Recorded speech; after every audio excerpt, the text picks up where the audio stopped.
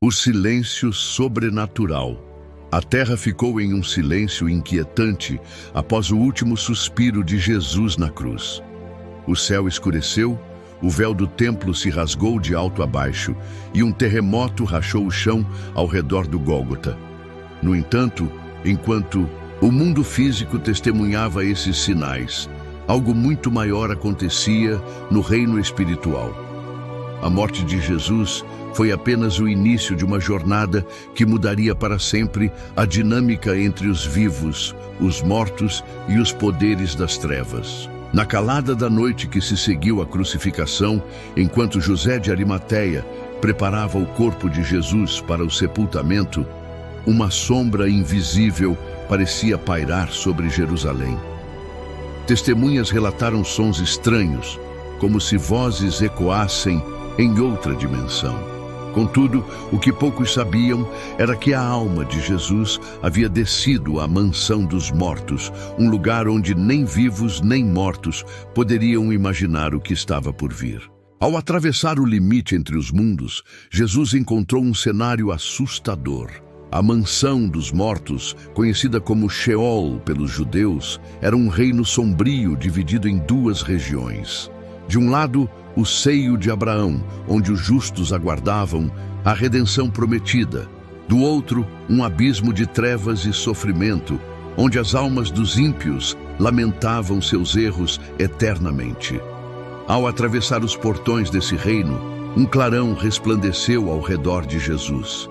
Demônios que guardavam as entradas recuaram, seus olhos ardendo de medo diante da presença divina. As almas aprisionadas olharam para ele com espanto e esperança.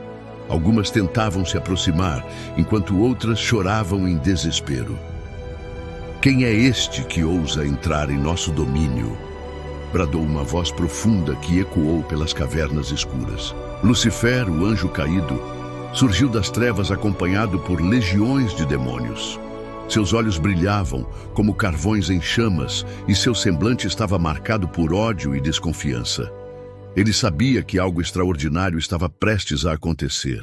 Jesus permaneceu em silêncio por um momento, observando o caos ao seu redor. Então, com uma voz que reverberou por todo o Sheol, proclamou: "Eu sou a luz do mundo. Quem me segue não andará nas trevas, mas terá a luz da vida." A essas palavras, as correntes que prendiam muitas das almas justas começaram a se romper. Um brilho divino emanou de Jesus, iluminando até os cantos mais escuros da mansão dos mortos. Lucifer aproximou-se com um sorriso que misturava sarcasmo e desprezo.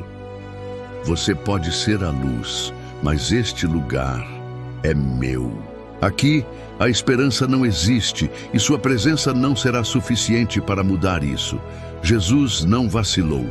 Ele ergueu a mão e, com um gesto poderoso, convocou as chaves da morte e do inferno. Um som ensurdecedor ecoou enquanto as chaves que estavam nas mãos de Lucifer foram arrancadas de seu controle. "O poder da vida e da morte pertence ao Pai, e agora eu o tomo para restaurar o que foi perdido", declarou Jesus. Lucifer rugiu de raiva, convocando hordas de demônios para atacar. Mas cada criatura que se aproximava era repelida por uma força invisível. As trevas do Sheol começaram a se dissipar, substituídas por uma luz que queimava como fogo purificador. No seio de Abraão, os justos que haviam aguardado por séculos sentiram a chegada de sua redenção.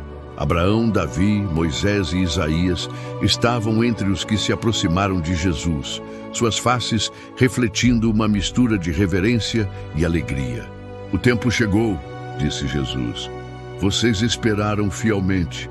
Agora venham comigo, pois o caminho ao Pai está aberto." Com essas palavras, uma passagem de luz foi aberta. As almas dos justos começaram a ascender, cantando louvores.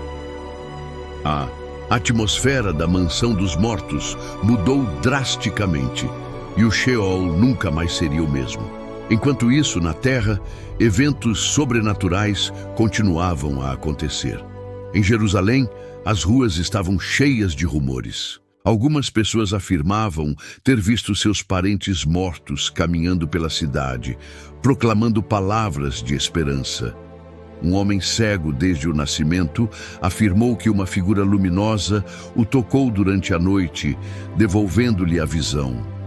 No templo, os sacerdotes estavam alarmados. O véu rasgado era um sinal que eles não podiam ignorar, mas se recusavam a acreditar no significado disso. Entre os fariseus, havia discussões acaloradas sobre os milagres que pareciam desafiar toda lógica. Na madrugada do terceiro dia, a terra tremeu novamente.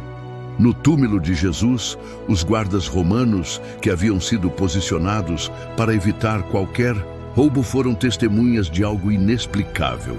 Uma figura brilhante desceu dos céus, removendo a pedra que selava o túmulo com facilidade sobre-humana. Atônitos e paralisados de medo, os guardas não puderam impedir o que aconteceu em seguida. Jesus saiu do túmulo, agora revestido de uma glória celestial. Ele olhou para o horizonte, sabendo que sua missão estava apenas começando. Naquele dia, Jesus apareceu a muitas pessoas, incluindo Maria Madalena, que chorava diante do túmulo vazio. Ele a chamou pelo nome, e ela, ao reconhecê-lo, correu para contar aos outros. Mais tarde, ele se reuniu com os discípulos, que ainda estavam confusos e temerosos. As aparições de Jesus, após sua ressurreição, transformaram a vida de seus seguidores. De homens temerosos e escondidos, eles se tornaram arautos da nova aliança, levando sua mensagem ao mundo inteiro. Enquanto isso, no Sheol, o impacto da visita de Jesus ecoava. O reino das trevas nunca mais teria o mesmo poder sobre as almas, pois a morte havia sido vencida.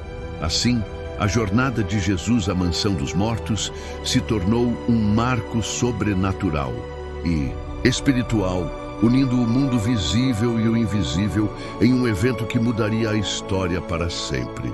Os apóstolos, homens e mulheres, que testemunharam os milagres de Jesus Cristo e foram instrumentos divinos para espalhar sua mensagem pelo mundo.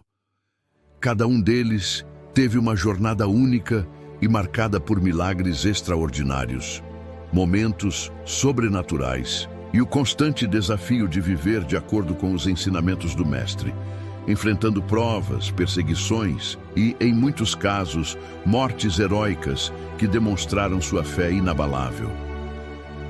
Pedro realizou milagres em nome de Jesus, curando doentes e expulsando demônios. Um de seus feitos mais notáveis foi curar um homem coxo que pedia esmolas na porta do templo. No entanto, sua vida também foi marcada pela negação de Jesus, um ato que ele lamentou profundamente.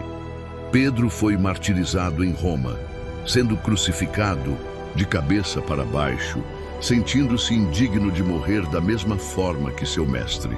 João, irmão de Tiago, foi o apóstolo mais jovem e o único a não morrer como mártir.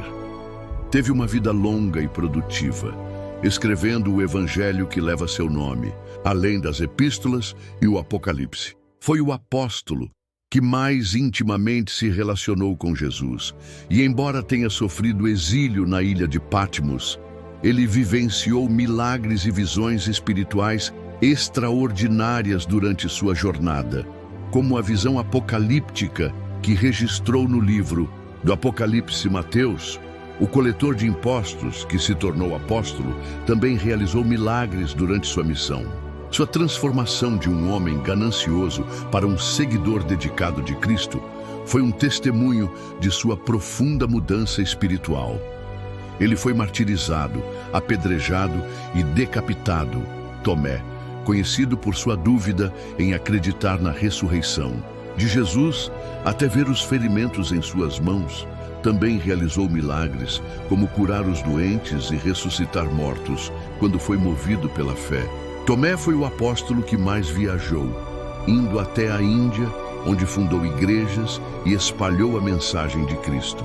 Sua morte ocorreu de forma violenta, sendo perfurado por lanças.